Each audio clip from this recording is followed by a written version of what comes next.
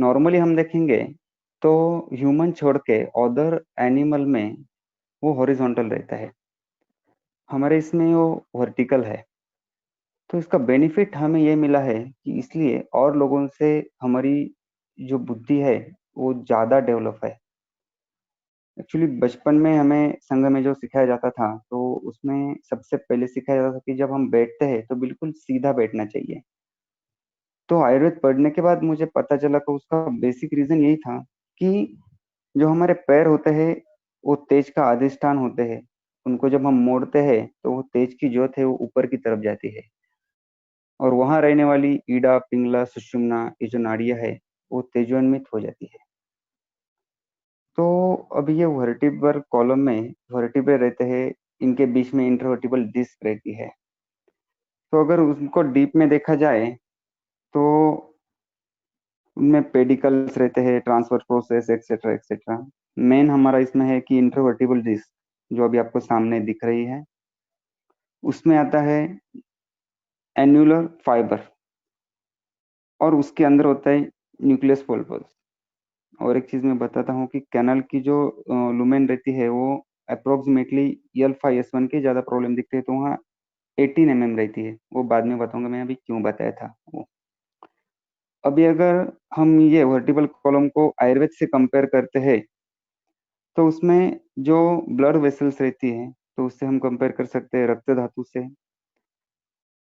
Annulus fibrosis को हम compare कर सकते हैं मांस और मेद धातु, रस और मेद धातु का साधन में हमें दिखता है न्यूक्लियस पल्पोसस में। बाकी अस्थि धातु तो है ही, बोन मैरो में मज्जा धातु है ही। अभी हम देखेंगे कि ये स्पाइन में डिसऑर्डर क्या होते हैं, इसमें प्रॉब्लम्स क्या क्या होते हैं।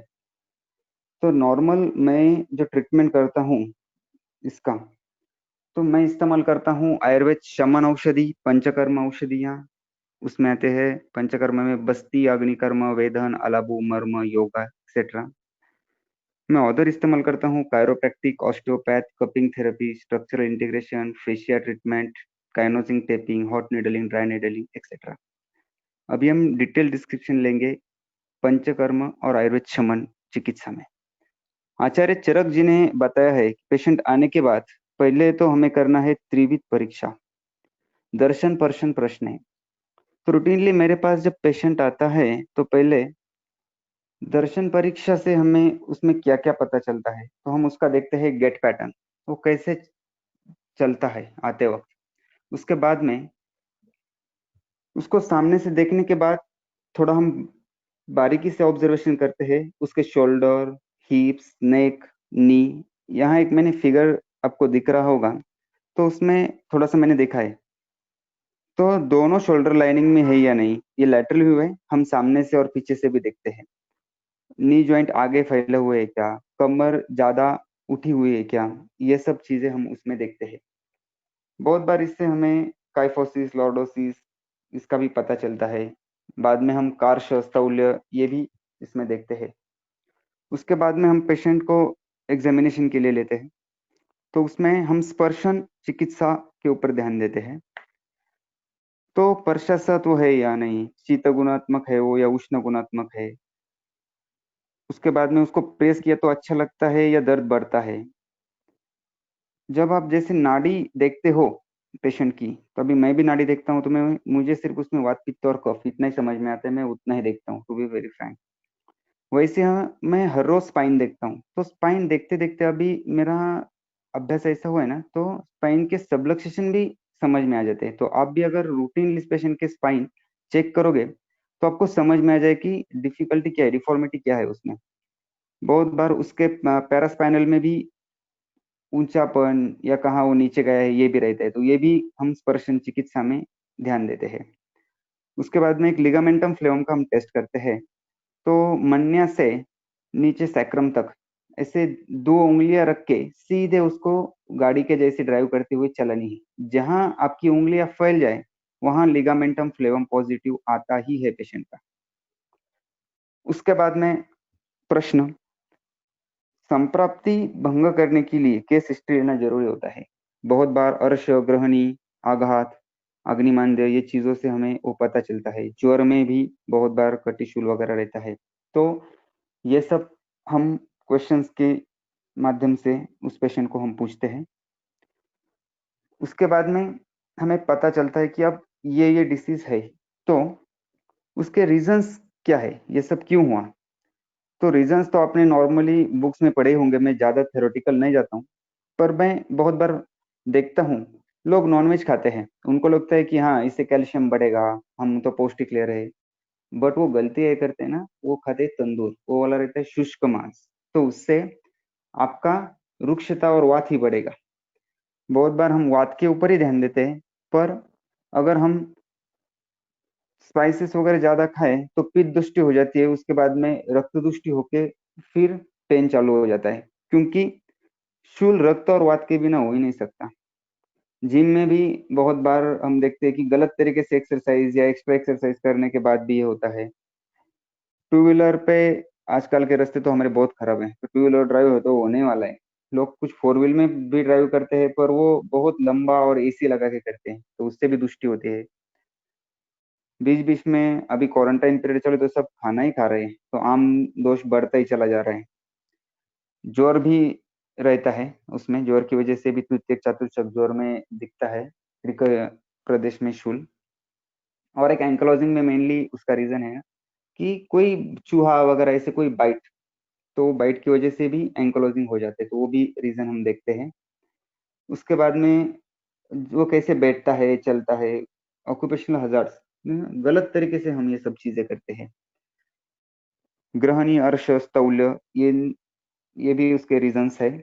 और सबसे इंपॉर्टेंट एक मेरे ध्यान में है कि ट्रेकिंग, आजकल बहुत फैड चल रहा है ट्रेकिंग का। आयुर्वेद ने बताया कि ट्रेकिंग से त्रिदोष दृष्टि होती है, स्पाइन और हृदय के ऊपर उसका प्रेशर आ जाता है। अभी हम उसके देखेंगे लक्षण। तो चरक जी ने बताया है,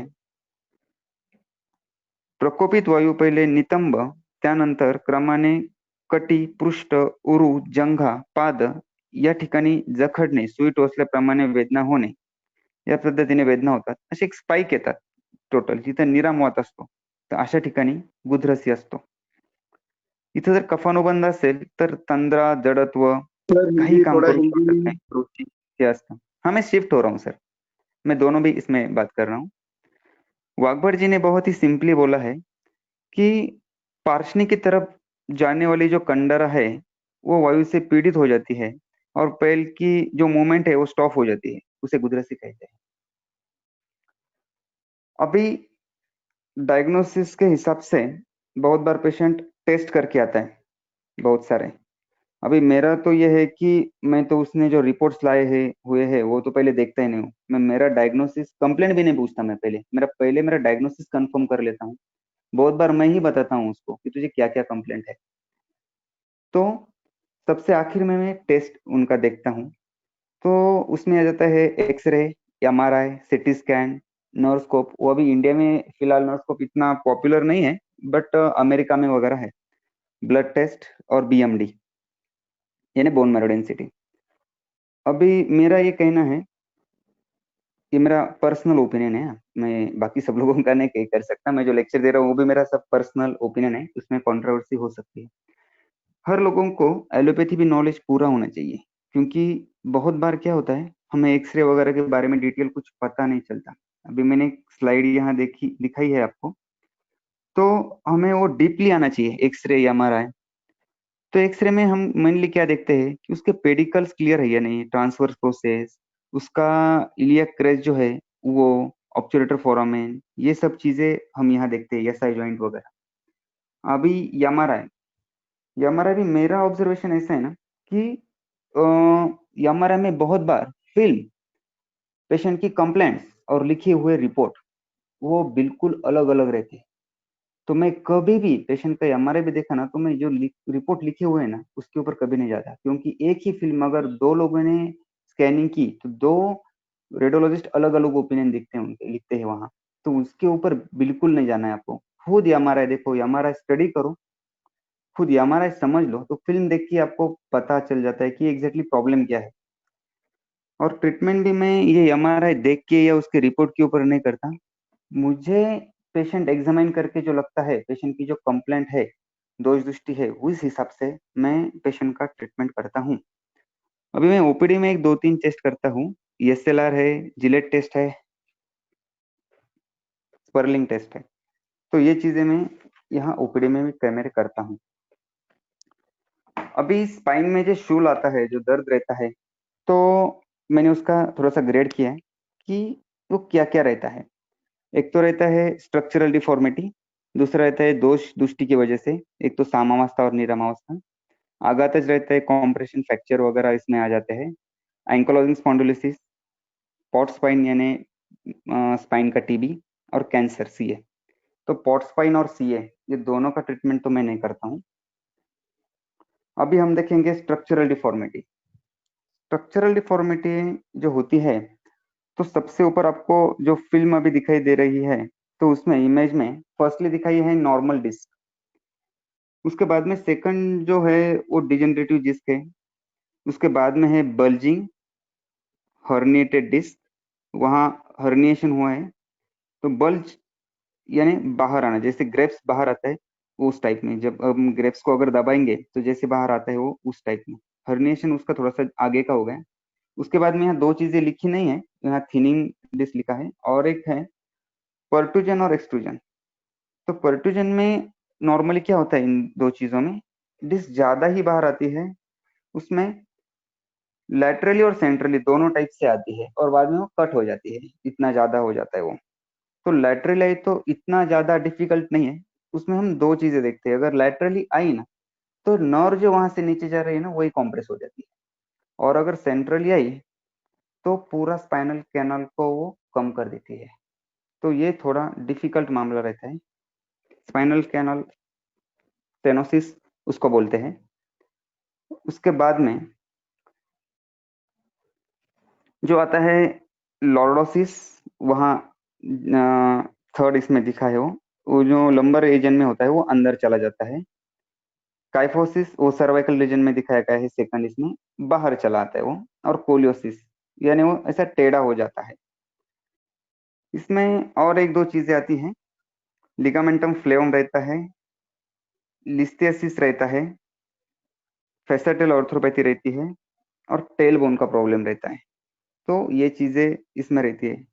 टेल बोन यानी क्या, जो स्पाइन का आखिरी हिस्सा है उसमें प्रॉब्लम रहता है, वहां दर्द रहता है। अभी इसका आयुर्वेद से क्या रिलेशन है, वैसे हम देखेंगे तो आयुर्वेद में इसके ऊपर ज्यादा ध्यान नहीं दिया गया है, या हम देते नहीं है।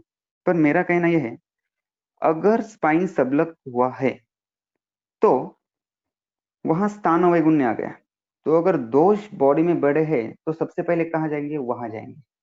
तो हम कितना भी उसको शुद्धि कर ले, फिर भी दोष, पेशेंट तो कुछ परहेज करने वाला नहीं है, तो गड़बड़ करने वाला है। तो दोष बढ़ेंगे तो वहां जाएंगे। तो इसलिए अगर वो स्थान दृष्टि ट्रीट किया तो बाद में ये डिफिकल्टी आती नहीं है। अभी मैं आपको जो बोल रहा था ना एक्सट्रूजन यानी परटूजन, उसके लिए मैं एक आपको केस बताता हूँ। एक पेशेंट आया था, जो आपको फोटो दिख रहा है वो पेशेंट था, मेरे पास आया था। तो पेशेंट का स्पेस सिर्फ 2 mm बाकी था। जो मैंने फर्स्टली बताया कि नॉर्मली 18 mm रहता है L5S1 में। तो मैंने 2 mm स्पेस देखा, तो मैं पेशेंट को बोला, यार मैं तो ट्रीटमेंट नहीं करने वाला हूँ, मैं नहीं करते लोगों का ट्रीटमेंट। तो उन्होंने बोला, डॉक्टर स्पाइन सर्जन ने भी मना कर दिया ऑपरेटिव से, उन्होंने बोला कुछ नहीं हो सकता, हम आखिरी उम्मीद लेके आपके पास आए थे, आप भी ना बोल रहे हो तो हम अभी कहाँ जाए। तो फिर मैंने उनका दर्द महसूस किया, तो बोलोगे चलो ठीक है ट्रीटमेंट करेंगे। आपको जो नीचे वाला फोटो दिख रहा है ना, तो एक्चुअली वो पैर बिल्कुल ऊपर नहीं उठ रहा था, उन्होंने जितना भी उठाया है ना, तो वो घुटने से आगे उठाए। आपको देख, आप डिटेल देख सकते हैं, तो नीचे वाला पैर पूरा जमीन पे ही है घुटने तक का। तो इतना बैड कंडीशन उनका था। उसके बाद में मैं आगे जो बताने वाला हूँ, वो पूरा ट्रीटमेंट, आयुर्वेद ट्रीटमेंट मैंने उनको दिया। और विद इन 6 डेज यहाँ हमने उनको एडमिट रखा था। तो 6 डेज में ऑलमोस्ट 70% ऊपर के, इसमें आपको पैर दिख रहा है, इतना ऊपर चला गया, ओएसएलआर इतना निगेटिव आ गया। तो ये सब किया आयुर्वेद ने। तो जो लोग बोलते हैं कि आयुर्वेद ने क्रिटिकल केसेस के लिए ट्रीटमेंट नहीं है, तो उनके लिए ये केस मेरे पास दिखाने के लिए है कि आयुर्वेद क्या कर सकता है। उसके बाद में ये लिस्टेसिस आ गया, इसके इसमें भी आयुर्वेद में काफी अच्छे रिजल्ट है। अभी हम जाएंगे दोष दृष्टि की तरफ। दोष दृष्टि जो है, उसमें हमने दो चीजें की है, एक सामावस्था और एक निरामावस्था। तो पहले हम देखेंगे सामावस्था। सामावस्था में अपन आपने रूटीन पढ़ा होगा कि स्तंभ, गौरव, अंगमर, नागदिमांद्य, जो सामूहिक के जो लक्षण है वो सब उसमें रहते हैं। मैं स्पेशली बताऊंगा कि आपको डायग्नोसिस कैसे करना है सामावस्था का। पेशेंट टिपिकल कंप्लेंट करता है, डॉक्टर नींद से उठे तो ऐसे लगता है ना कि उठो ही नहीं, सोते ही रहो, और जॉइंट्स ऐसे बिल्कुल जकड़न हो जाती है, स्टिफनेस रहता है। जब एक्सरसाइज करता हूँ, मूवमेंट उसको देता हूँ, या गर्म पानी से नहाता हूँ, तो उसके बाद में मैं फ्री महसूस करता हूँ। और एक कंप्लेंट रहती है कि जब कमर दुखती है तो उनको ऐसे लगता है ना कि सोए हुए रहो, कुछ काम ही ना करो। तो ये सामावस्था उसमें होती है। अगर आप स्पर्शन देखेंगे उसमें, तो उष्ण स्पर्श, वेदना, लालिसु, जस्ट लाइक इन्फ्लेमेशन, ऐसे वहां दिखता है। तो अभी मैं प्रभा आयुर्वेद से जुड़ा हुआ तो पहले मेरे दिमाग में पेशेंट देख के आता है कि मैं पंचकर्म क्या करूं। तो ये आम अवस्था में हम उनको अगर जरूरत पड़ी तो सद्य ओमन देते हैं। आमाशय की कंडीशन क्या है क्या नहीं उसके ऊपर। उसके बाद में काढ़े की धारा देते हैं, पत्र पट्टली, अग्निकर्म, निरूह बस्ती हम इसमें ज्यादा इस्तेमाल करते हैं, स्नेह कम करते हैं। निरामावस्था में हम स्नेह ज्यादा इस्तेमाल करते हैं, निरूह कम करते हैं। आम पाचक बस्ती भी बहुत बार देते हैं।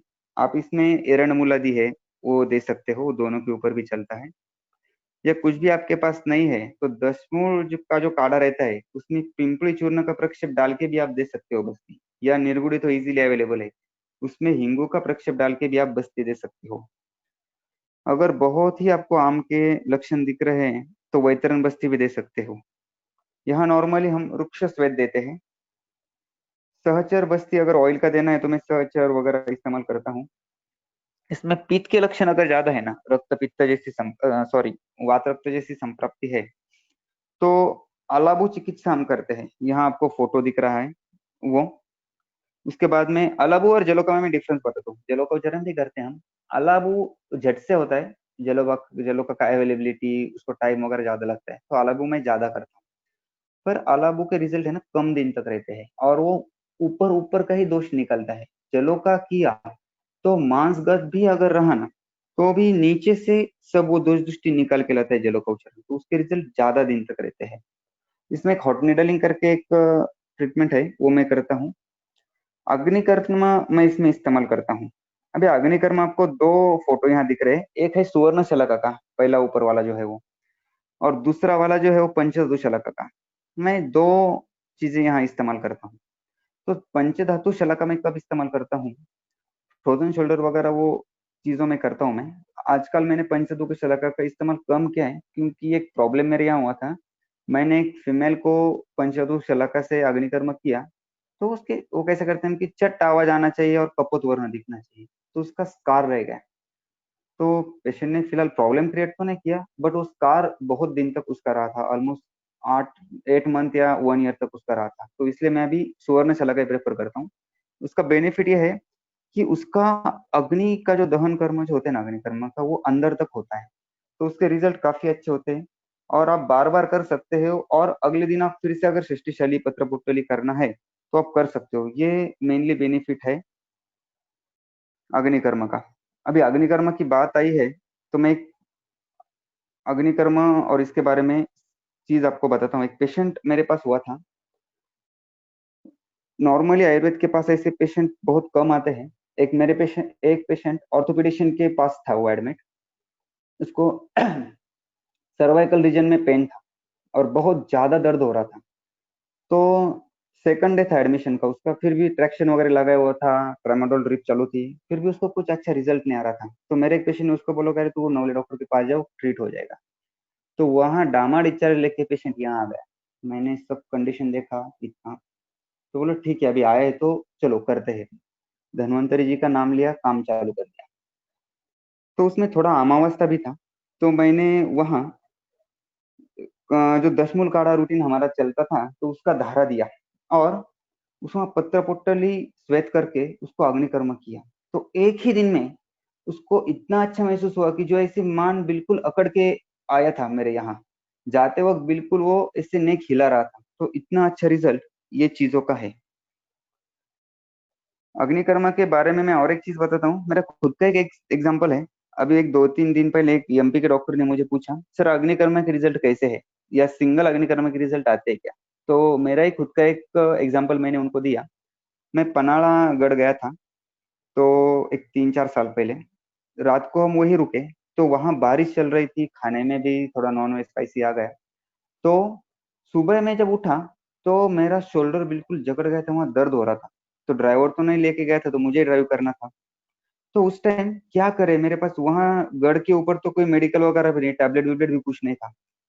तो मैंने मेरे हाथ में जो अंगूठी थी वो निकाल के वहां उसको गर्म करके अग्निकर्मा किया।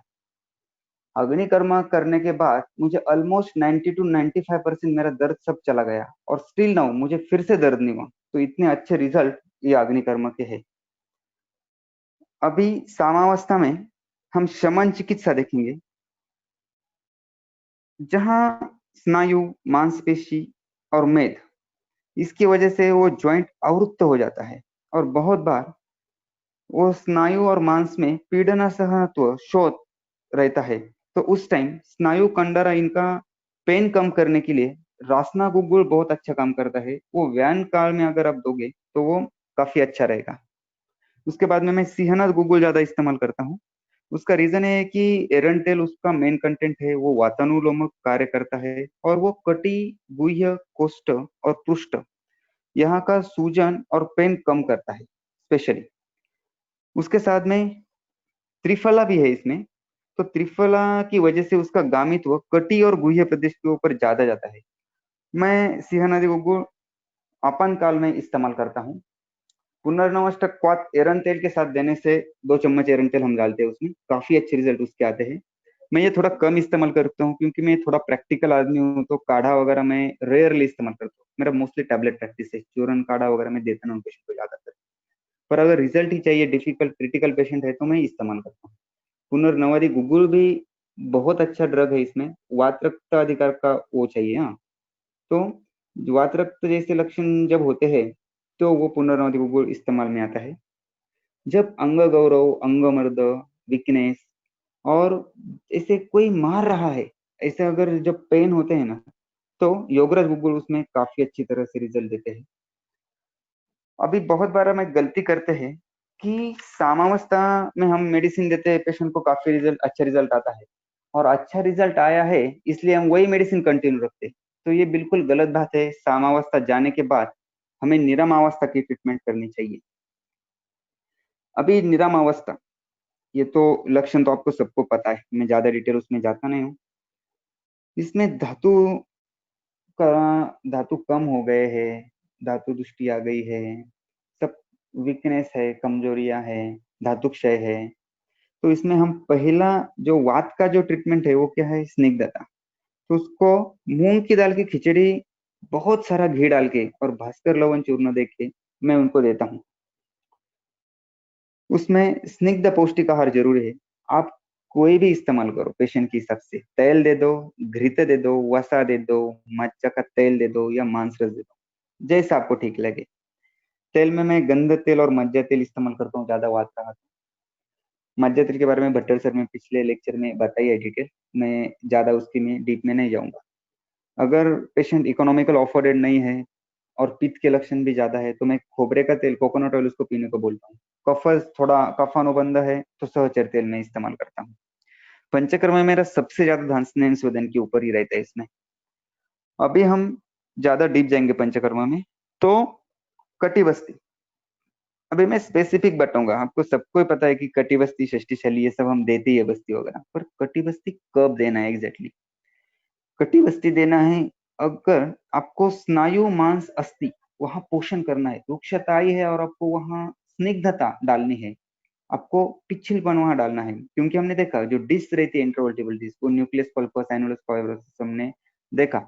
तो हमें जरूरी क्या है, उसमें स्निग्धता डालना। तो वहां हम कटिबस्ती इस्तेमाल करते हैं। और एक चीज क्या रहती है, जब स्पाइन नीचे आ जाते हैं ना, उसका रीजन क्या रहता है मालूम है? जो पैरास्पाइनल जो है ना, वो कमजोर हो जाते हैं। तो कमजोर होने जाने की वजह से स्पाइन ऊपर वाला नीचे आ जाता है, तो उसके वजह से डिस्कम्प्रेशन बैठ जाता है। तो बॉडी क्या करती है, वो पैरास्पाइनल को और स्ट्रॉन्ग करती है, उसका करना रहता है कि वो और स्पाइन नीचे न जाए, उसके बीच में उस जगह शोथ आ जाता है। तो इसलिए कटिबस्ती उसमें काफी अच्छा रिजल्ट देती है। कटिबस्ती में जो ऑयल इस्तेमाल करता हूँ, धन्वंतर जो मैं करता हूँ तो मोस्टली फीमेल में, और मसल्स जो चीजें रहती है उसमें, सहचर कफ वातज में इस्तेमाल करता हूँ मैं। बाकी केरल के कोट्टम कुच्चुकादी वगैरह भी आते हैं, वो भी मैं पेशेंट देख के इस्तेमाल करता हूँ। पिंड तेल जो स्पेसिफिक मैं करता हूँ तो कॉर्ड कॉम्प्रेशन में इस्तेमाल करता हूँ। और अगर कोई क्रूश है बिल्कुल, और उसको प्रॉब्लम है, तो वहां मैं बाला अश्वगंधा तेल इस्तेमाल करता हूँ, टिपिकल वात और बल्ले जहां देना है वहां। अभी मैं जाऊंगा षष्टिशाली के ऊपर। षष्टिशाली में ज्यादा मैं आपको डिटेल नहीं बताऊं क्योंकि आपको बहुत सारा पता ही है। तो जब बला और अश्वगंधा चूर्ण, और उसके साथ में मैं जो हम नॉर्मली दूध और पानी इस्तेमाल करते हैं, तो मैं पानी की जगह वातग्न काढ़ा इस्तेमाल करता हूँ, जो हमारा स्वेदन में के लिए कुकर में रहता है, वही मैं इस्तेमाल करता हूँ। तो शक्तिशाली, तो माइक चालू है।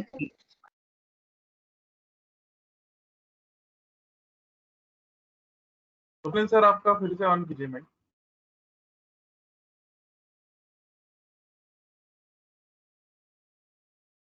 स्वप्निल सर हेलो, आपका माइक ऑन।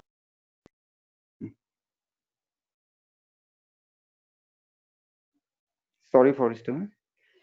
शक्तिशाली मेरा कहना है ना कि 20 मिनट तो होना ही होना चाहिए। हमारा काम कैसे रहता है कि हम रहते हैं इधर ओपन में बैठे हुए, तो वहां स्टाफ कर देता है, तो स्टाफ प्रॉपरली शक्तिशाली करता नहीं है, तो ये ध्यान रखे।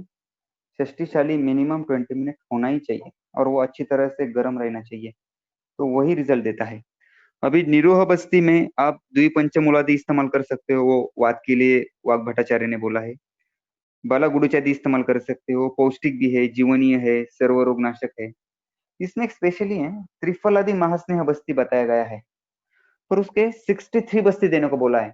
मैंने अभी इस्तेमाल नहीं किया कभी, मुझे वहां जरूरत ही नहीं पड़ी, क्योंकि इसमें रिजल्ट आ जाते तो मैं वहां तक कभी पहुंचा नहीं हूँ। पर अगर जरूरत पड़े तो मैं जरूर दूंगा। स्पाइनल कैनल स्टेनोसिस में मैंने पहले बताया कि अगर डिस्क सेंट्रली प्रोट्रूजन हो गई तो वहां स्पाइनल कैनल स्टेनोसिस हो जाता है। उसमें मुस्तादी राजापन का अच्छा रिजल्ट है, बाद में उसमें तिक्तक्षीर देना है और वसंत कल्प इस्तेमाल करना है। उसमें करवीर तेल का काफी अच्छा रिजल्ट है। एक चीज मैं आपको बताता हूँ, कौन सा भी स्पाइन डिसीज है तो मेरा कहना यह है कि उसमें मानस हेतु ध्यान में रखना चाहिए और मानस का ट्रीटमेंट करना ही चाहिए। सर्वाइकल में फीमेल्स में स्पेशली बहुत बार ये दिखता है कि मानस हेतु की वजह से सर्वाइकल पेन उनमें दिखता है। तो और निरम अवस्था में मैं मेनली सर्वाइकल के पेशेंट अगर रहे तो नस से देता हूँ, पंचेंद्रिय वर्धन तेल में ज्यादातर इस्तेमाल करता हूँ। आप बला, उसके साथ डिंक वगैरह इसे भी इस्तेमाल करते हैं, बल्ले नस कर सकते हैं। अगर घर पे ही देना है, पेशेंट अफोर्डेबल नहीं, तो सादा सिंपल कोकोनट ऑयल का नस से मैं बोलता हूँ।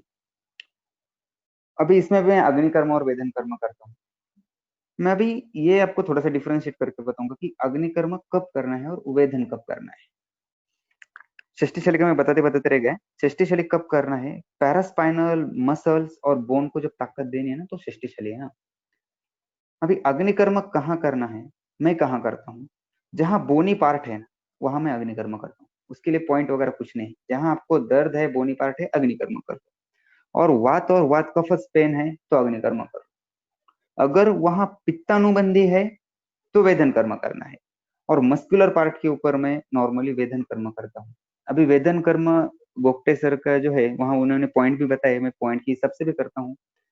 अगर आपको ज्यादा कुछ समझ में नहीं आए ना, तो सीधे समझ लेना कि अगर आपने 26 हाफ नीडल वहां डाली तो वात निकलने वाला ही है। तो ऐसे भी आप वेदन कर्म कर सकते हो। अग्निवेदन के लिए कल सर ज्यादा डिटेल में बताएंगे। अभी मैं जाऊंगा निरम अवस्था की शमन चिकित्सा की ओर। ये इसमें सबसे ज्यादा इंपॉर्टेंट है कि अस्थि क्षय की वजह से ये सब चीजें हुई है। तो अस्थि धात्वग्नि मांद्य या अस्थि के ऊपर काम करने के लिए हमें ध्यान देना पड़ेगा उसका पोषण के ऊपर। तो इसलिए मैं अस्थि मज्जापाचक ड्रग का ज्यादातर इस्तेमाल करता हूँ। ऑस्टियोफाइट वगैरह ये चीजें भी उसमें क्लियर हो जाता है, तो अस्थि मज्जापाचक मेरे काफी इस्तेमाल में है। त्रयोदशं गुग्गुल मेरा मैं बहुत इस्तेमाल करता हूँ स्पाइन में।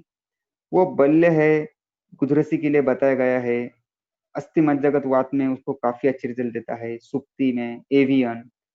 जब ऐसे कोई फटा हुआ है, ऐसे पेन आते हैं ना, तो त्रयोदशांग आंखें बंद करके आप इस्तेमाल कर लो, वो सब जगह जाता है। संधि, मांस, अस्थि, स्नायु, टिंगलिंग, नमनेस वगैरह भी वो कम कर देता है।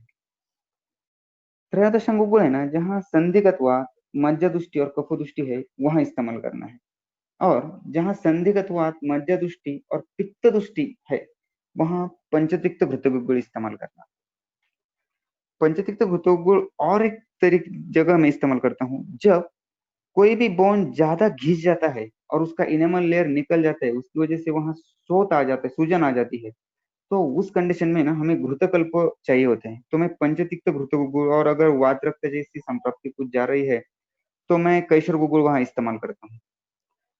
पंचतिक्त घृतगुग्गुल का और एक जबरदस्त रिजल्ट आता है सोरियाटिक अर्थराइटिस में, जहाँ कुष्ठ जैसे भी लक्षण होते हैं और स्पाइन प्रॉब्लम भी होता है। तो वहाँ बहुत डिफिकल्ट आता है रिजल्ट मिलने में, वहां पंचतिक्त घृतगुग्गुल बहुत अच्छा काम करता है, क्योंकि वो अस्थि संधि मज्जागत कुष्ठ रोगाधिकार का कल्प है। अभी यहाँ भी मैं घृतगुग्गुल पिछली बार जैसे बात हुआ, तो मैं सॉलिड फॉर्म वाला वो नहीं इस्तेमाल करता हूँ, मैं टैबलेट ही इस्तेमाल करता हूँ, वो लेने के लिए इजियर है। अगर गुदरस के साथ वात पित्त दाह ऐसे लक्षण है ना, तो आप कैशोर गुग्गुल, गोक्षुरादि गुग्गुल ये भी इस्तेमाल कर सकते हो पंचतिक्त गुग्गुल के साथ। अभी सबसे इंपॉर्टेंट चीज, ये डिजेनरेटिव चेंजेस है, हर्निएशन हो गया है, उस वहाँ धातु क्षयात्मक स्टेज है, पैरास्पाइनल कमजोर हो चुके हैं, तो वो स्टेज में आपको वहां लाक्षादि देना ही देना है। पर अगर वहां टीयर है, परट्यूजन एक्सट्रूजन में तब वो स्टेज गई है, या कॉम्प्रेशन फ्रैक्चर है, वहां कुछ टूटा फूटा है, तो आपको वहां आभा गूगल इस्तेमाल करना है। नॉर्मल में सभी स्पाइन के पेशेंट में मैं थोड़ा सा वातावरण देता हूँ, तो गंधर हल्की में ज्यादा देता हूँ। अभी बहुत बार हमें क्वेश्चन आ जाता है कि यार जैसे एलोपैथी में पेन किलर देते हैं, वैसे इंस्टेंट रिजल्ट के लिए क्या दें, आयुर्वेद में ऐसा क्या है? तो हाँ, आपने पास भी एक पेन किलर है, मैं पेन किलर नहीं कहूंगा, पर एक वेदना शामक दवा आपके पास है, वो है महावात विध्वंस। और अगर वात तुष्टि का टिपिकल गुदरसी है, आपको वहां देना है, तो एकांगवीर भी आप दे सकते हो, वो भी अच्छा है। वात कफ दुष्टि है, तो वात गजम कुछ आपको इस्तेमाल करना है। चिमचिमायन में सुवर्ण समीपन्न के बहुत अच्छे रिजल्ट है, मैं 125 ग्राम टीडीएस इस्तेमाल करता हूँ। अगर आपको डिटेल इसमें वात है, वात कफ है, कुछ समझ में नहीं आया, तो सीधे आप कैप्सूल पल्सीन्यूरोन या कैप्सूल पी आता है, वो भी दे सकते हो। प्रोपराइटी आप इस्तेमाल करते हो तो मैं तो करता ही हूँ। वो मेरे कैप्सूल लंबेजेस्ट और लंबेटोन जैसे जो मेडिसिन है जिसमें ऑयल है, वो भी मेरे यूज में काफी है, क्योंकि ऐसे ऑयल लेना बहुत बार पेशेंट को डिफिकल्ट जाता है, वो एपी पेशेंट वगैरह लेते हैं, लड़कियां वगैरह, तो उनमें मैं इससे ये चीज इस्तेमाल करता हूँ। काढ़े में कम इस्तेमाल करता हूँ, महाराष्ट्र नदी काढ़ा, रासना सप्तक, अश्वगंधारिष्ट, दशमलरिष्ट, बलारिष्ट, ये हम वहां दे सकते हैं। एक सादा सिंपल चीज है, नाभि के नीचे का वात प्रकोप रहा ना, तो उसमें स्नेह जरूरी है, आप कोई भी दे दो, उपड़क वगैरह बोला है उस टाइप में। मैं तो खाने के पहले और बाद में घृत देता हूँ। इसके बारे में और एक स्कैमस नोड करके एक डॉक्टर मंगेश दास उन्होंने क्वेश्चन पूछा था, तो उसका यह है मंगेश सर, स्कैमस नोड क्या रहते हैं, आप एमआरआई देखोगे ना, तो वहां से ब्लैक कलर के आपको स्पॉट दिखेंगे वर्टिब्रे में, तो वो धातु क्षयात्मक स्थिति मेरे हिसाब से वो है। वहाँ जो अभी ड्रग्स मैंने बताए, त्रयोदशांग वगैरह लक्ष्य दिए थे, ये सब आपको इस्तेमाल करने ही है, अश्वगंधा की टैबलेट वगैरह वो, पर उसके साथ तिक्तक्षीर वैसे आपको देना ही देना है। तिक्तक्षीर में एक ध्यान रखना है, तिक्तक्षीर आम होने के बाद ही देना है, सामावस्था में बिल्कुल नहीं देना है। तिक्तक्षीर के बारे में ज्यादा डिटेल में आपको वो नहीं बताऊंगा, तो मैं जो ड्रग इस्तेमाल करता हूँ वो है गुडुची पटोल जेस्टम काडेचिरे। वो क्यों? गुडुची रसायन है, जीवनीय है, रस्य है, बल्य है, पटोल ऋष्य है, ज्येष्ठम जीवनीय है, संधानीय है, त्रिदोष भी है, और काडेचिरे ज्वरग्न है, पौष्टिक है, शोथग्न है, रक्त मांस दाहग्न है, इसलिए मैं इस्तेमाल करता हूँ। स्नेह आप कुछ भी दे सकते हो, महानारायण है, सहचर है, शतवरी है, या पंचतिक्त महातिक्त घृत भी है। इसमें क्या है, जूर्ण ज्वर से जो संप्राप्ति रहती है ना, तो उसमें तिक्तक्षीर का काफी अच्छा रिजल्ट है। और एक चीज, जो कृष लोग रहते हैं ना, तो उसमें टिपिकल जो गांव के जो लोग रहते हैं ना, खेती वगैरह करते हैं, उनमें मोस्ट ऑफ कंप्लेंट रहती है कि डॉक्टर सांझ जातून कटकट आवाज येतो. तो ये जो कटकट धोनी जाने के लिए तिक्तक आप बस देते रहो, जब तक नहीं जाता है तब तक देते रहो, वो जाता ही है तिक्तक से. और मैं ज्यादा इस्तेमाल करता हूँ मैं अपुनर्भव चिकित्सा के लिए, क्योंकि एक बार अगर हमने सब ट्रीट कर दिया तो बार बार चीज होनी नहीं चाहिए. तो तिक्तक उसमें काफी अच्छे रिजल्ट देता है. अभी लोकल एप्लीकेशन का सब्जेक्ट आता है, तो लोकल एप्लीकेशन में मैं लिनीमेंट इस्तेमाल करता हूँ, क्योंकि पेशेंट को काफी अच्छा फील होता है. और आपको अगर नहीं इस्तेमाल करना है वो, तो मैं कुछ चीजों में अगर क्रिटिकल है तो बलाश्वगंधादी तेल, सहचर, धानवंतर, पिंड तेल, वो आप बट्टर सर ने ज्यादा डिटेल बताई कौन से कहाँ इस्तेमाल करने हैं. पीछू मैं देता हूँ, नॉर्मली मैं ये ज्यादा इस्तेमाल करता हूँ, मैं तीली का तेल या सरसों का तेल का पीछू देता हूँ. आप वहाँ लेप का महत्व भी काफी है. अगर आघातच है तो बजरंग लेप, बाकी रूट दशांग लेप का अगर आपको सब पता ही है. अंग जर संकुचित झालं असेल ना, तर तिथं उडीद आणि सेंदव तेल द्यायचंय आपल्याला. और अगर वात की वजह से बाधिरियत आई हुई ना, तो रक्तमोक्षण हम करेंगे और उसके बाद में अगरू सेंधव तेल का लेप वहां देंगे. आपको एक चीज बताऊं, बला मूल और अश्वगंधादी मूल है, वो दूध और गेहूं के पीठ में आप अगर मिक्स करके देते हो, तो जो गद्दी है, वो जो डिस्क है, वो अंदर चली आती है. स्पायनल कॉर्ड इंजुरी है, तो बांबूचे जे कोंब असतात ना, त्याच्यात ओली हळद आणि वेखण मिक्स करून त्याचा लेप करायचा है. अभी कुछ चीजें मैं आपको बताता हूँ कि बहुत बार शूल रहता है स्पाइन में, उसके साथ एसोसिएटेड डिसीज भी रहते हैं, जैसे ज्वर है, वहां त्रिकशूल बोला है. अभी काफी डिस्कशन चल रहा था ग्रुप के ऊपर, त्रिक यानी क्या. तो दोनों भी हम ले सकते हैं, ग्रंथ के डिफरेंट डिफरेंट आधार है, मन्य और त्रिक यानी कटिंग. तो मैं सैक्रम का जो एरिया है उसे त्रिक मानता हूँ.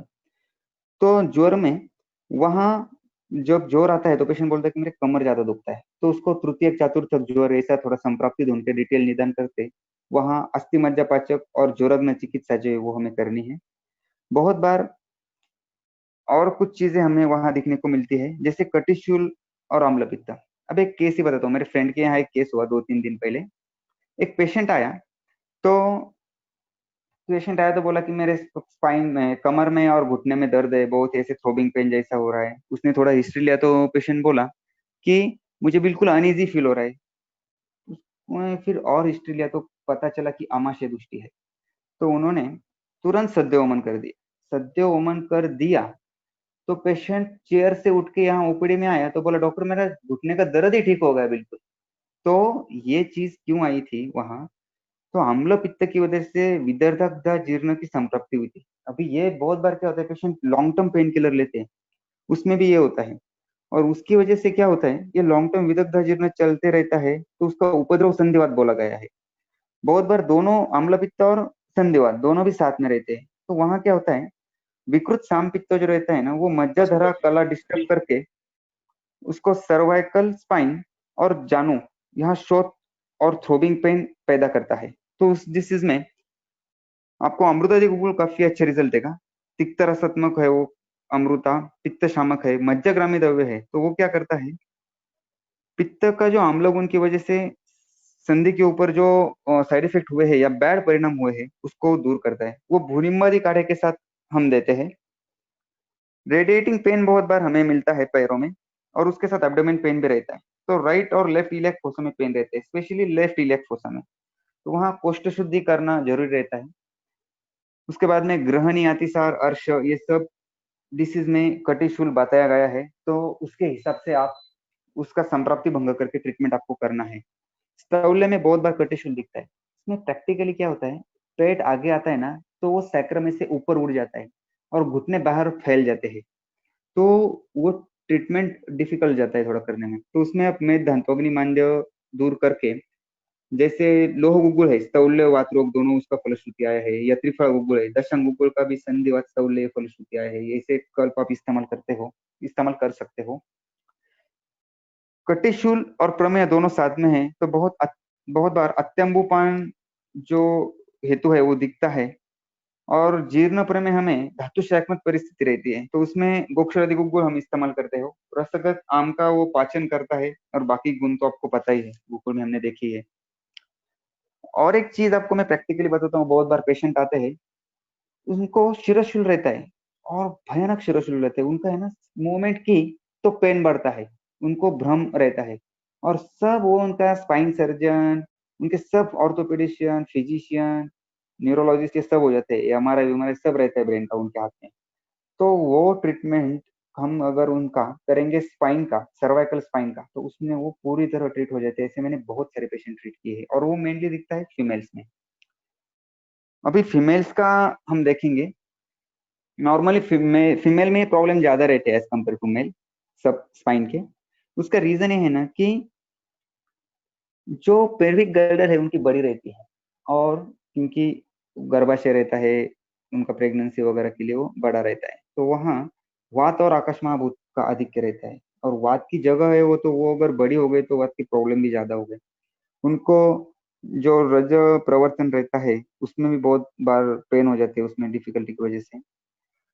उसके बाद में सूती का, सूती का अवस्था में क्या होता है, पेट आगे आ जाता है, मैंने अभी बोला, तो हाइड्रोलिक और न्यूमेटिक प्रेशर जो है ना, उसकी वजह से वो पेन हो जाता है। तो उसके बाद उसको में हम एरंडमूल, उसमें शुंठी का काढ़ा बना के वो देते हैं, उसके काफी अच्छे रिजल्ट है।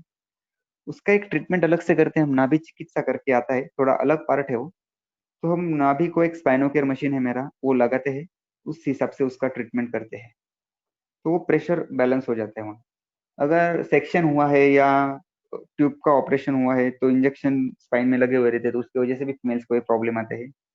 मेनोपॉज में मनोदुष्टि और रजदुष्टि रहती है, उसमें प्रवाल पंचामृत जैसे कल्प काफी अच्छी तरह से रिजल्ट देते हैं। फीमेल्स में बहुत बार है ना, मेंसेस में पेन रहता है, उनको श्वेत पदर रहता है, ग्रंथिल रज रहता है, हिस्टेक्टोमी हुई रहती है, तो इसमें बला का शिरपा पान के लिए भी और नस्य के लिए भी 21 डेज देना है। जबरदस्त रिजल्ट है उसके। अभी हिस्टेक्टोमी का बात आया तो मैं बताता हूँ। हिस्टेक्टोमी दो चीजों की वजह से नॉर्मली होती है।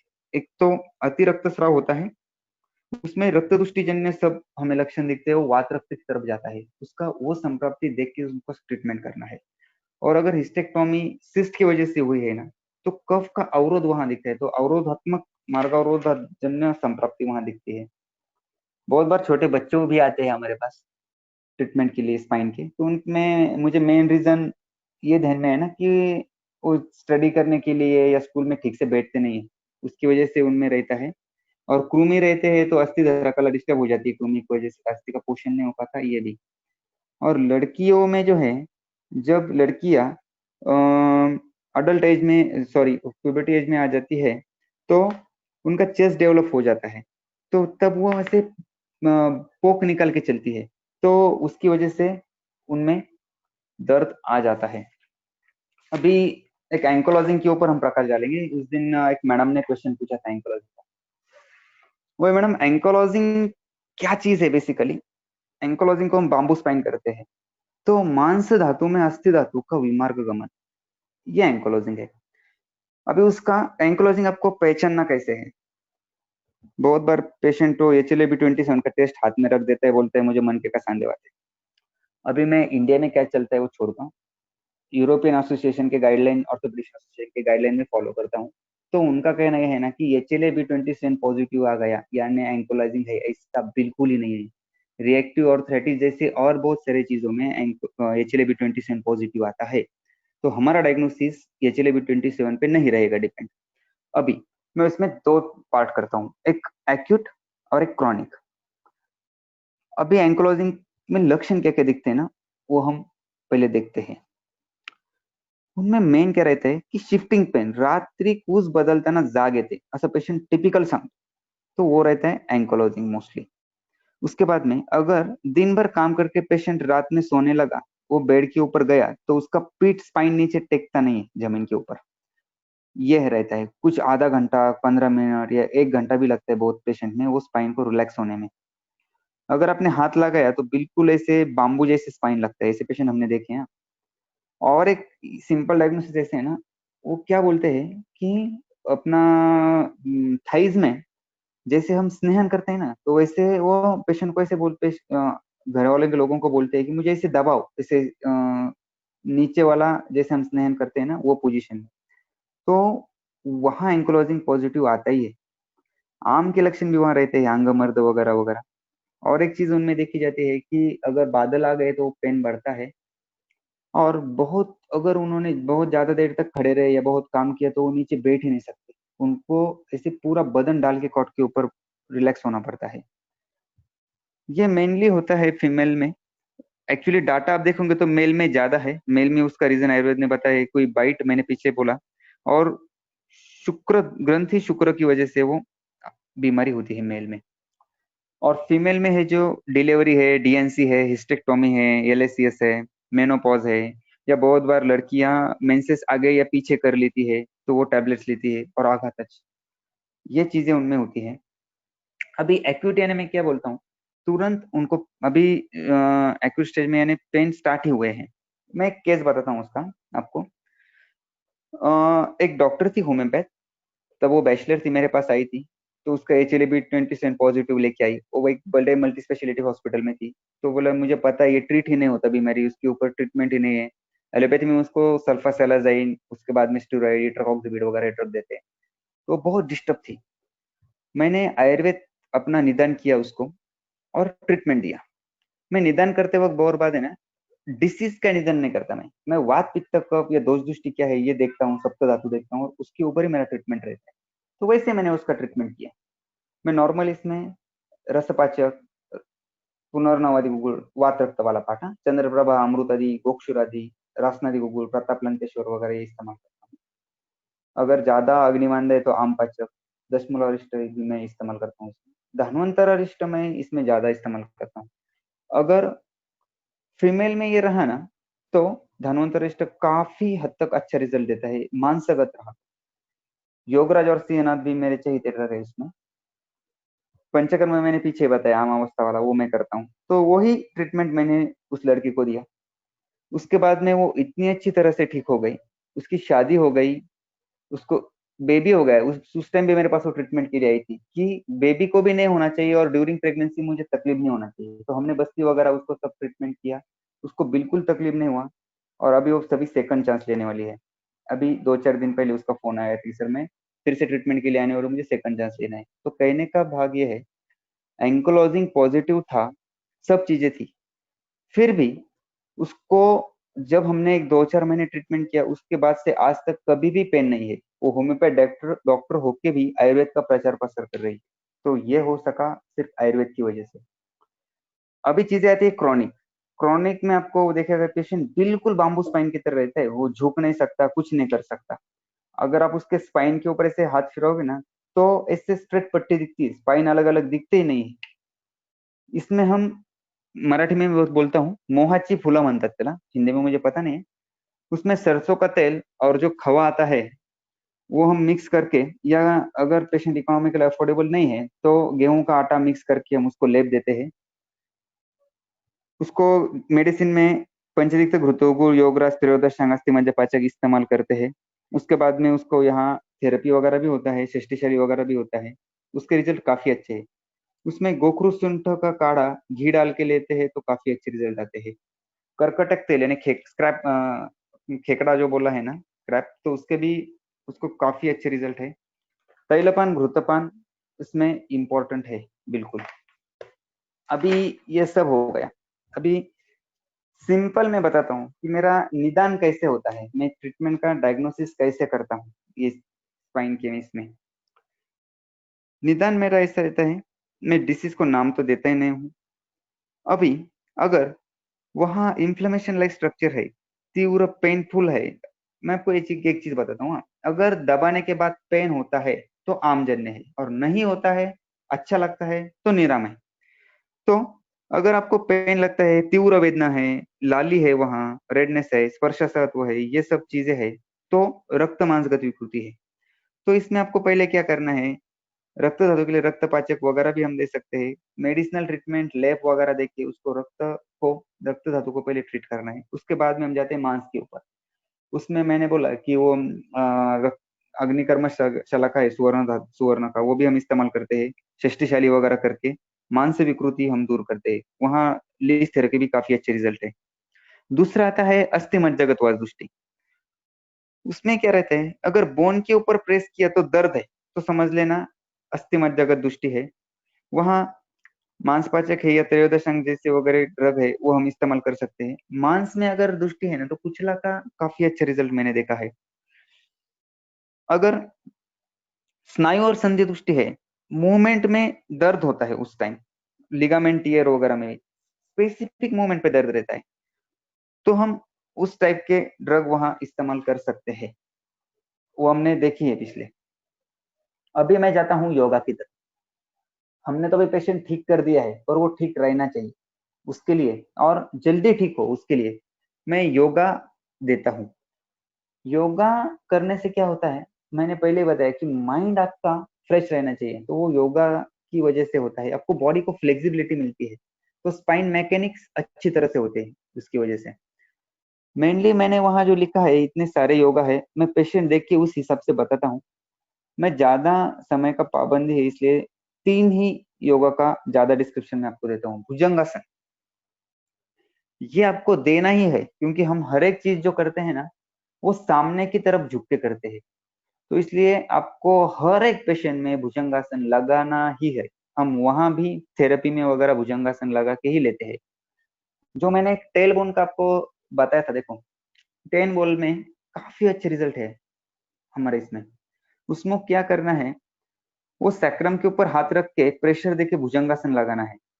और पेशेंट को बैठने के लिए कुछ दिनों के लिए थी, आपको ऐसा एक जैसे एनोरेक्टल में, जो अर्श में हम जो सीट देते हैं ना बैठने के लिए, नीचे सेंट्रल में उसको होल रहता है, वो वाला सीट देना है। उसके काफी अच्छे रिजल्ट है। दूसरा आ गया शलभ आसन, ये भी मैं इस्तेमाल करता हूँ। और मरकट आसन, ये भी मैं काफी इस्तेमाल करता हूँ। अभी मैं एक चीज बताऊंगा, स्पाइन के ट्रीटमेंट में मेनली मैंने जो देखा ना, तो हम क्या करते हैं, रूटीन ओपीडी ट्रीटमेंट करते हैं। मैं पहले भी वही करता था, पर मेरे बाद में ध्यान में आया उसको रेस्ट ज्यादा जरूरी है, तो मैं पेशेंट को आईपीडी करके उसका ट्रीटमेंट करवाता हूँ। तो मुझे काफी हद तक अच्छे रिजल्ट उसमें मिले, रेस्ट पेशेंट का हो जाता है, तो उसकी वजह से रिजल्ट काफी अच्छे आ जाते हैं। तो मेरा एडवाइस ये है कि उस टाइप से आप पेशेंट को ट्रीट करो। तो मैंने आपको लेक्चर दिया है, उसमें कुछ गलतियां भी हो चुकी होगी हिंदी की वगैरह, तो प्लीज उसके लिए मैं क्षमा प्रार्थी हूँ। और सपा का मैं काफी आभारी हूँ, उन्होंने मुझे ये लेक्चर देने के लिए यहाँ आमंत्रित किया। ओके, थैंक यू मैम कबाड़ी मैडम, मैं आपकी माइक आपके यहाँ हैंड ओवर कर देता हूँ। धन्यवाद वैद्य स्वप्निल सर जी। आपने अत्यंत उपयुक्त प्रात्यक्षिक, प्रैक्टिकल और ग्रंथोक्त साथ ऐसे आयुर्वेदिक और मॉडर्न नजरियों से उपयुक्त ज्ञान का हमें प्रदान किया।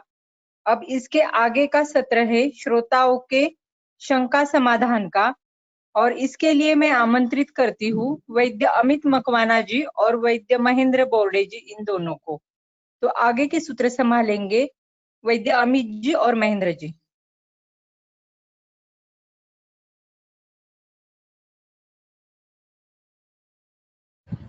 थैंक यू कबाड़ी मैडम। स्वप्निल सर, आपके लिए एक क्वेश्चन है। ज्यादा देर तक बैठने के कारण अगर पृष्ठ में या कटी में शूल हुआ तो फिर क्या विचार करना चाहिए और क्या ट्रीटमेंट देनी चाहिए? मैंने एक रीजन जो बताया था उसमें बताया था कि ऑक्यूपेशनल हजार्ड्स, तो बहुत हम क्या करते हैं, अभी जो सॉफ्टवेयर में वगैरह जो लोग हैं ना, वो कंटिन्यूअसली बैठे हुए रहते हैं और एसी ऊपर से चालू रहता है, और सबसे इम्पोर्टेंट चीज है ना, उनके पैर नीचे से लटकते हुए रहते हैं, तो वहां वात दृष्टि हो जाती है। उसमें मैं उनको सबसे ज्यादा बोलता हूँ कि हर रोज नहाने से पहले आपको स्नेहन करना है। पेशेंट के लक्षण के हिसाब से मैं सहचर्य या बलाशोगंधि वगैरह, अगर पेशेंट अफोर्डेबल नहीं है तो तीली का तेल में इस्तेमाल करने को बोलता हूँ।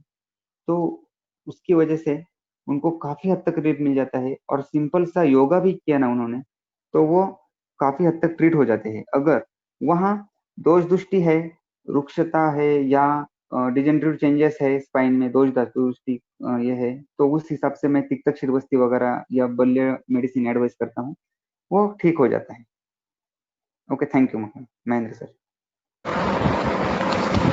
सर, एक बोन डेंसिटी अभी चेक करते हैं कुछ लोग, तो उसमें अगर कैल्शियम कम रहा तो फिर क्या ट्रीटमेंट करनी चाहिए, क्या सोचना चाहिए? काफी लोग अभी ये इस्तेमाल कर रहे हैं। बहुत बार कैंप भी रहते हैं उसमें। मेरे पास भी मैंने कैंप रखा था बॉन्ड डेंसिटी का, हिमालय कंपनी और हमने जॉइंट वेंचर में किया था।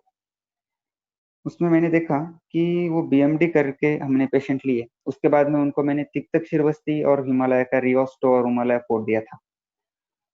हमने 3 महीने बाद उसमें मैजिकल चेंजेस देखे। काफी हद तक वो अस्थि भर जाता है। नॉर्मल क्या है ना कि लोगों को ऐसे क्विक प्रूफ चाहिए। मैं भी थोड़ा सा कैरोप्रैक्टिक का मैंने लिया नहीं, इसलिए मैं ज्यादा बोला नहीं उसके ऊपर। तो मेरा जो कहना है ना, पेशेंट को विथ प्रूफ दिखाओ। हर एक लोगों ने हमें बीएमडी करना चाहिए पहले। उनको दिखाओ कैल्शियम का लेवल क्या है, उसके बाद में उसको पूरा ट्रीटमेंट करो। तिक्तक शिर जो बस्ती है वो 3 मंथ तक उसको चलाओ, बाकी अपना मेडिसिन दे दो अस्थि पोषक वाला वगैरह, और 3 मंथ बात कराओ, रिजल्ट दिखता ही है। Thank you sir. गर्दन में पेन है, जैसे कि अचानक नींद से उठने के कारण या फिर करवट बदलते टाइम या तकिया कम ज्यादा हुआ, तो उसके कारण जो गर्दन में पेन रहती है या नेक स्टिफनेस रहती है, मराठी में हम जो बोलते हैं मान अवघडणे किंवा अवटळणे, तो उसके लिए क्या विचार करना चाहिए? एक केस मैं आपको बताता हूँ। मेरे यहाँ एक पेशेंट आया, बिल्कुल स्लिम था, पूरा ऐसे जकड़ा हुआ। मुझे पहले लग रहा था कि उसको मराठी में कुबड़ निगना बोलते हैं, तो उस टाइप ही लग रहा था। उसका कुछ मूवमेंट हो नहीं हो रहा था उसको। उसका 4 व्हील था ना, उसके अंदर भी उसको ठीक से अंदर जा नहीं पा रहा था। उतना पूरा वहां स्टिफनेस आ गया था, बिल्कुल स्तंभ जैसा वहां था। मेरे पास आया, शुरुआत स्टार्ट में मैंने उसको शस्तिशाली वगैरह दिया। दूसरा दिन भी हो गया तो कुछ रिजल्ट नहीं आ रहे थे मुझे। मैंने क्या किया था कि वात वृद्धि हो गई है, तो ऐसे जैसे रूटीन हम देते वैसे दिया। बाद में मैंने वहाँ थोड़ा सा डीप से देखा, क्योंकि रिजल्ट आना ही रहा था, सेकंड डे था। तो डीप देखने के बाद मुझे चला अरे यहाँ आम है। तो मैंने उसको धारा दिया। रूटीन अपना कुकर में जो था काढ़ा, हम स्टीम के लिए इस्तेमाल करते, उसका ही धारा दिया। बिल्कुल फ्री होके पेशेंट चला गया। तो मेरा कहना यह है ना कि आप उसको स्टिफनेस है या स्प्रेन है वगैरह ये मत देखो। दोष दृष्टि क्या है वहाँ, वात है, निराम अवस्था है या आम अवस्था है, उस हिसाब से पंचकर्म करो, अग्निकर्म करो, तुरंत पेशेंट ट्रीट हो जाता है। Okay, thank you Mahendra sir. Sir, compression fracture में क्या विचार करना चाहिए? अगर फ्रैक्चर हील हो गया लेकिन पेन रही, तो फिर क्या विचार करना चाहिए और ट्रीटमेंट? कंप्रेशन फ्रैक्चर के मेरे पास बहुत कम पेशेंट आए हैं। एक केस से मैं आपको बताता हूँ। जलगांव के एक पेडियाट्रिशियन है, उनके पिताजी को कंप्रेशन फ्रैक्चर हुआ। 1 ईयर उन्होंने सब ट्रीटमेंट कर लिए, बॉम्बे वगैरह जाके भी सब ट्रीटमेंट हो गए, वैसे ही थे वो बेड पे। मैंने उनको क्या ट्रीटमेंट किया, पहले तो ट्रैक्शन लगाया वहाँ। पहले निरम सामावस्था थी, सबसे पहले सॉरी, पहले सामावस्था थी, वो सामावस्था का ट्रीटमेंट किया मेडिसिन में। वहाँ ही उनके घर पे मैं गया था जलगांव, तो मैंने उनको वहाँ देखा था, तो वहाँ ही मैंने उनको प्रिस्क्रिप्शन लिख के दिया। जब निरामावस्था आ गए तो मैंने उनको यहाँ हॉस्पिटल में बुला लिया।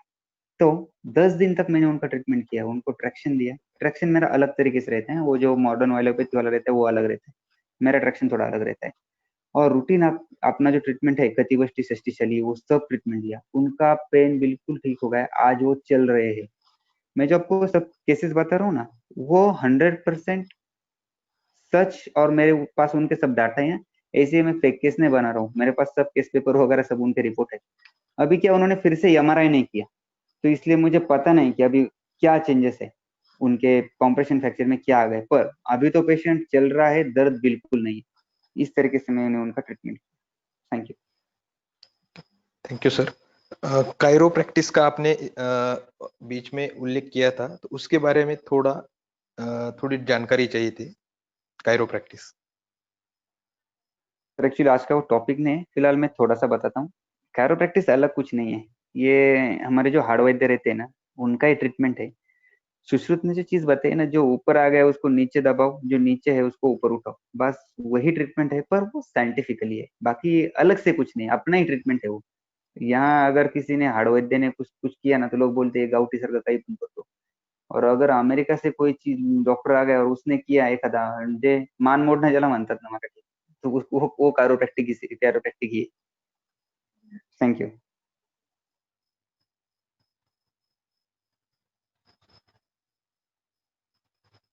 General degenerative changes in all spine along with cervical spondylosis, उसमें क्या करें?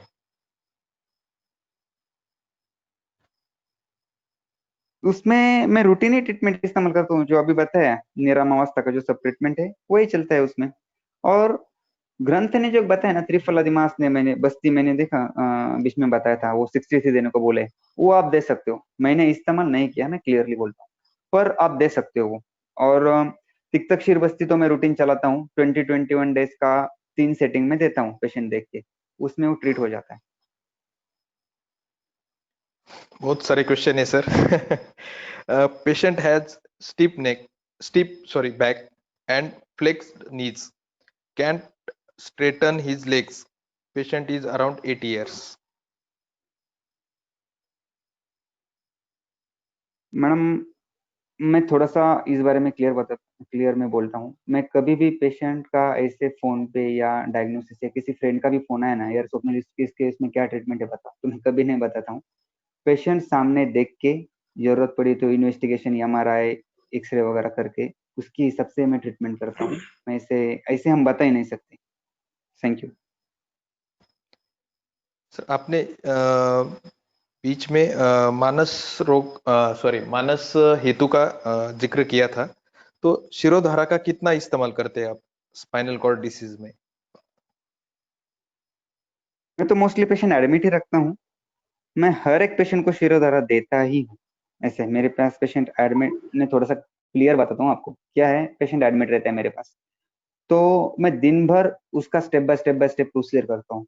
क्योंकि अगर मैंने, जैसे रूटीन हम पंचकर्म करते हैं, 1-2 घंटे में पंचकर्म खत्म हो जाता है, ऐसे मैंने किया ना तो पेशेंट मेरे पास एडमिट रहेगा ही नहीं। और एडमिट रहने का मेरा बेसिक, उसको मैं क्यों रखता हूँ, मुझे रेस्ट चाहिए। उसको पूरा हिलना ही नहीं, उसको सिर्फ बेड के ऊपर ही लेटे सोए हुए रहना है। तो इसलिए मैं नस्य, शिरोधारा वगैरह ये सब चीजें इस्तेमाल करता हूँ। मुझे मानस हेतु नेक में तो और फीमेल में बहुत बार दिखा है। क्या होता है, टिपिकल है ना, वर्टिब्रा और ये हमारा शोल्डर, उसके बीच में है ना पेन रहता है, और वहाँ ऐसे इन्फ्लेमेशन जैसे स्ट्रक्चर रहता है, तो उसमें मानस हेतु बहुत बार दिखता है, तो मैं उसका ट्रीटमेंट करता ही हूँ। Thank you. डिस्क प्रोलैप्स में क्या ट्रीटमेंट करनी चाहिए और विचार करना चाहिए? मैंने अभी आपको डिटेल बताया, देखो कि हर्निया, डिजेनरेटिव चेंजेस, हर्निएशन से एक्सट्रूजन प्रोट्रूजन तक अपने आपको सब बताया। इसमें मैं रूटीन जो अपना ट्रीटमेंट है वही इस्तेमाल करता हूँ। मैंने एक लेप बोला था, बाला मूल और अश्वगंधा मूल का, दूध और ये आटा जो रहता है गेहूं का, वहाँ लेप। उसमें मैं और एक चीज है मेरा, देखो मैंने वहाँ है ना अलाबू करता हूँ, तो मैं ग्लास लगाता हूँ। उसमें क्या टेक्निक है, सिंपली जो अलाबू बताया ना, मैं स्पिरिट फायर करता हूँ ग्लास के अंदर से, वैक्यूम क्रिएट करता हूँ वहाँ और वो लगाता हूँ। तो वो ट्रीटमेंट काफी हद तक है। और भुजंगासन में मैं एक अलग किस्म का थेरेपी, एक्चुअली मैंने आज का टॉपिक थोड़ा अलग था, वो थोड़ा अलग है। भुजंगासन में मैं एक मसाज अलग तरीके से देता हूँ, तो उसमें वो डिस्क अंदर चली जाती है। जो प्रेशर है डिस्क के ऊपर का ना, वो कम हो जाता है। उसके अलग अलग टेक्निक्स है, वो अभी इसके ऊपर हम बता नहीं सकते, आज का टॉपिक नहीं था वो। उस तरीके से वो डिस्क अंदर चली जाती है। मेरे पास यमारा के भी प्रूफ है उसमें, मैंने ढूंढे बहुत, एक्चुअली मिले नहीं वो मुझे अभी, पर मेरे पास 2 यमारा के विद प्रूफ है कि डिस्क अंदर चली गई है वो हमारे में। Thank you. Thank you sir. Kabaddi madam, over to you.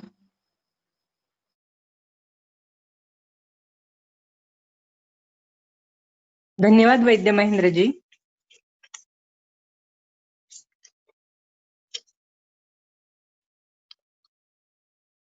Amit ji के जो क्वेश्चन आंसर का था तो वो ले रहे हैं या नहीं, महेंद्र बोर्डे जी?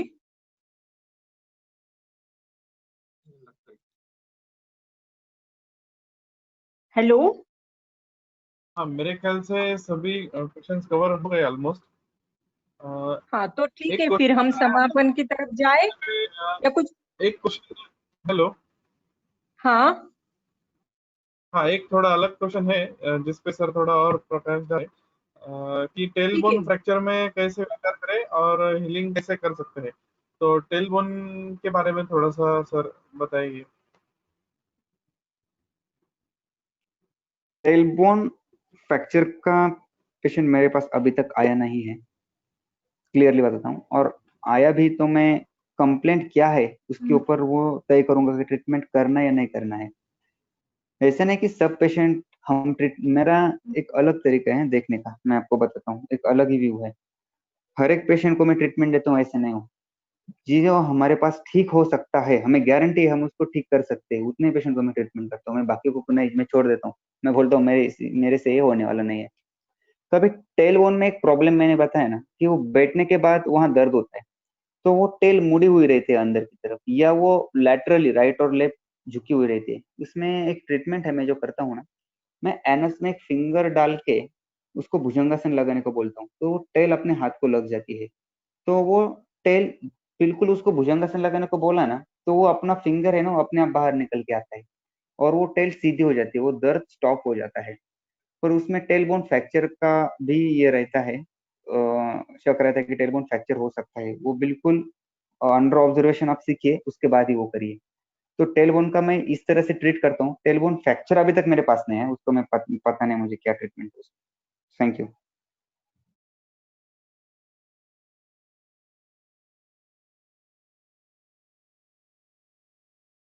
सीजर के बाद जो पेन होता है उसमें क्या विचार करना चाहिए, ऐसा कुछ है? LSCS scissor. सर उसमें दो चीजें हैं। एक तो आजकल प्रैक्टिकल में बोलता हूँ, प्रैक्टिकल क्या देखने को मिलता है, ये लड़कियां सीजर हो या डिलीवरी हो उसके बाद में जो श्रुति का परिचर्या बताई ना, वो कुछ भी नहीं करते, इसलिए वाद बढ़ चुका होता है ज्यादा। और दूसरा, एनाटॉमिकल हम अगर देखेंगे ना, तो जो स्पाइनल निडल है वो इंजरी कर देती है। तो लक्षण क्या है उसकी सबसे हम जाएंगे। अगर वहां लोकली आपको प्रॉब्लम ज्यादा दिख रहा है तो कटिबस्ती वगैरह इसका ज्यादा रोल रहेगा।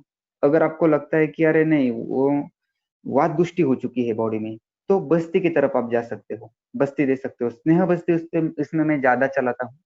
तो इस हिसाब से मैं ट्रीटमेंट देता हूँ। और ऑयल कौन सा इस्तेमाल करना है तो भट्टर सर ने ज्यादा डिटेल वो डिस्क्राइब किया था, उस हिसाब से मैं ऑयल का सिलेक्शन करता हूँ। Thank you.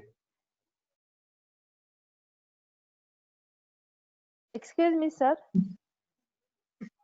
हॅलो. हाँ यस मॅडम बोलिए। हा सर, पायात जर स्प्रेन असेल आणि ऑर्थोपेडिकचं निदान जर टेंडनायटिस असेल तर आपल्या आयुर्वेदिक दृष्टिकोनातून आपण काय देऊ शकतो? टेंडनायटिस. Okay thank you. देखो मैं तो, मेरा नॉर्मली जो रूटीन जो डायग्नोसिस है ना वो एलोपैथिक के हिसाब से नहीं करता हूँ। उधर आप टेंडनाइटिस ये छोड़ दो, वहां आपको लगता क्या है, कौन सी दृष्टि है, वात है या उसको किसी का अनुबंध है, उस हिसाब से आप जाओ। अग्निकर्म उसमें काफी हद तक अच्छा रिजल्ट देता है।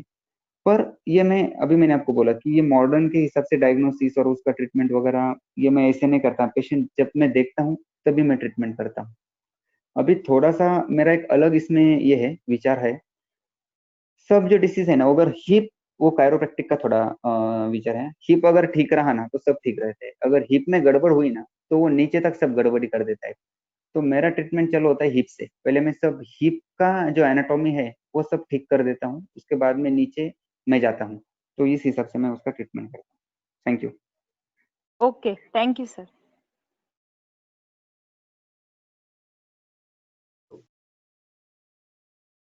धन्यवाद वैद्य स्वप्निल जी। हाँ, अभी हम हमारे आज के सत्र के समापन की तरफ जा रहे हैं और अध्यक्षीय समारोह करने के लिए मैं गुरुवर्य वैद्य भट्टर सर जी को विनती करती हूँ।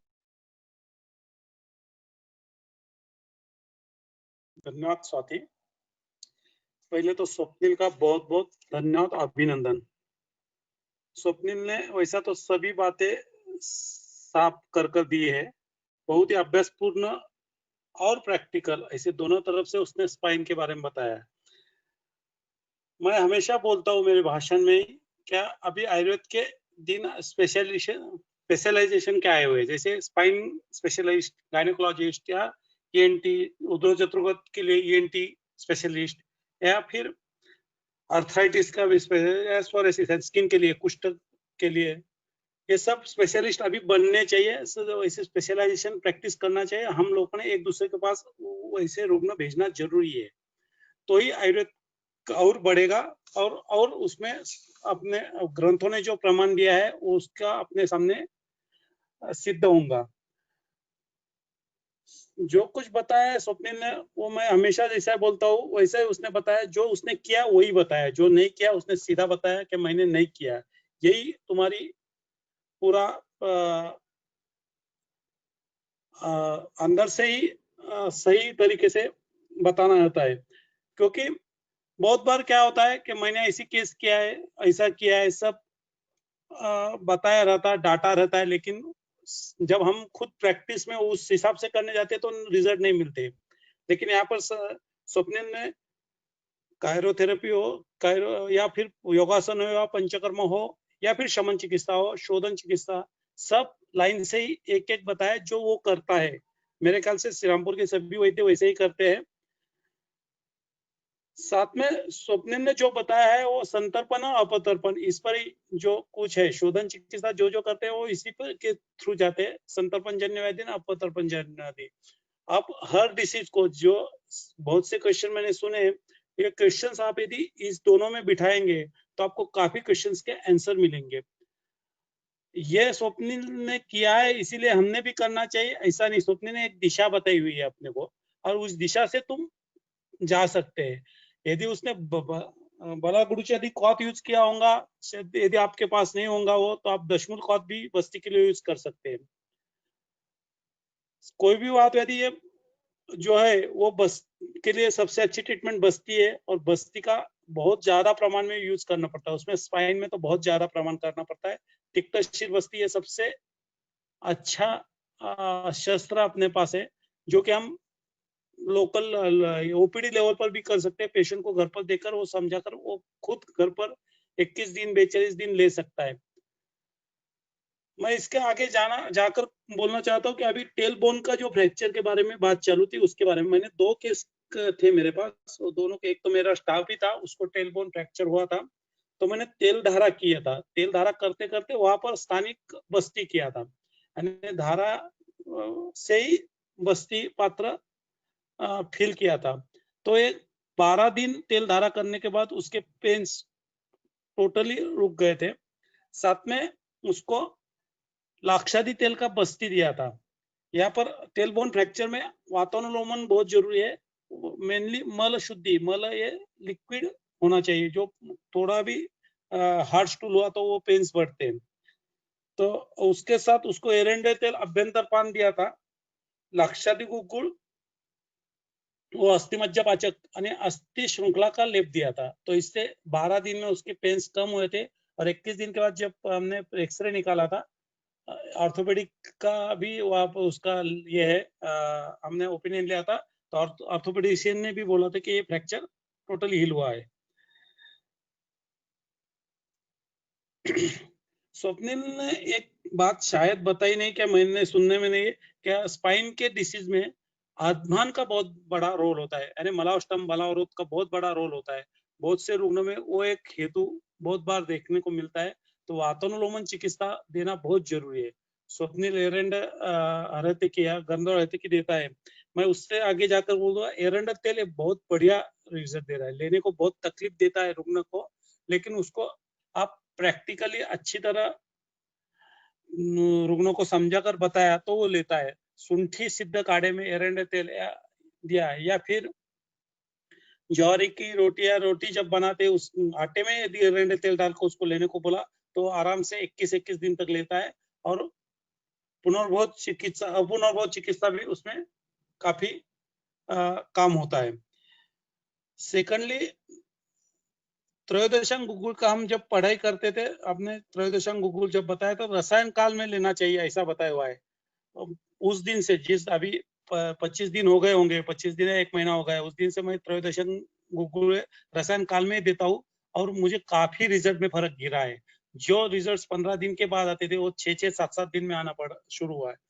तो ग्रंथकाला ने रसायन काल में क्यों बताया, वो अनुभूति मुझे ये 25 दिन में आई हुई है।